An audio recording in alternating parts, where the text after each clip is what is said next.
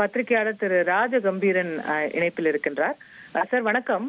இப்படி ஒரு அலையன்ஸ், இது பேசப்பட்ட அலையன்ஸ் தான் ஏற்கனவே இந்த தேசிய ஜனநாயக கூட்டணிக்குள்ள பாமக, தேமுதிக போன்ற கட்சிகள் வரும் அப்படின்னு. அது நடந்து விட்டது அப்படின்னு சொன்னா அது இன்னும் ஒரு ஃபார்மிடபிள் ஃபோர்ஸா என்டிஏ இருக்கும் அப்படின்னு கருதுறீங்களா? ஒரு வலிமையான அணியாக திமுக கூட்டணியை சவால் விடக்கூடிய ஒரு அணியா அமையும் நினைக்கிறீங்களா?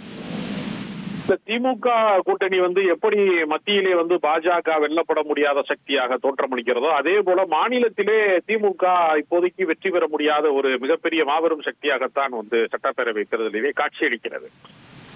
அதை வெல்வதற்கான வியூகம் என்று வருகிற போது அதிமுக ஏற்கனவே பல அணிகளாக உடைந்து கிடக்கிற இந்த நேரத்தில், பாமகவும் அணிகளாக மாறி கிடக்கிற இந்த நேரத்திலே அவர்களுக்கு கூட்டணி வலிமை என்பது மிக மிக அவசியமான ஒன்றாக இருக்கிறது.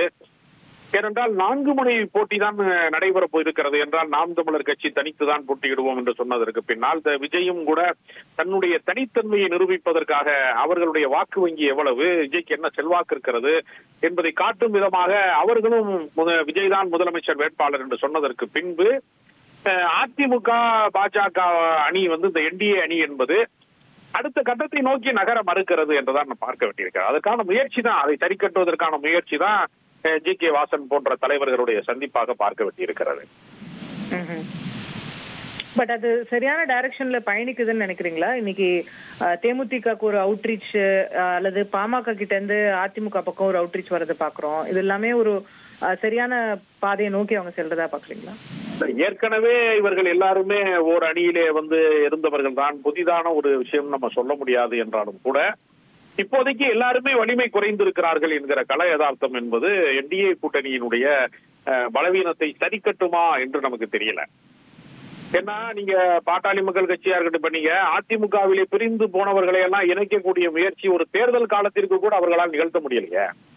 நீங்க மத்த நேரம் சண்டை போடுறதுக்கும் தேர்தல் நேரத்துல ஒரு கூட்டணியாக கூட ஒரு ஒரு டிடிவி தினகரன் போட்டவர்கள், அமமுக போன்ற கட்சிகளை ஒரு கூட்டணி கட்சியாக கூட பார்ப்பதற்கான மனநிலை எடப்பாடி பழனிசாமி போன்றவர்களிடத்துல உருவாகவே இல்லை. அப்படிங்கிறப்ப இந்த பிளவு அரசியல் என்பது இன்னும் கூறுபட்டு கிடக்கிறது, இன்னும் பிளவுபட்டு போய்கொண்டே இருக்கிறது.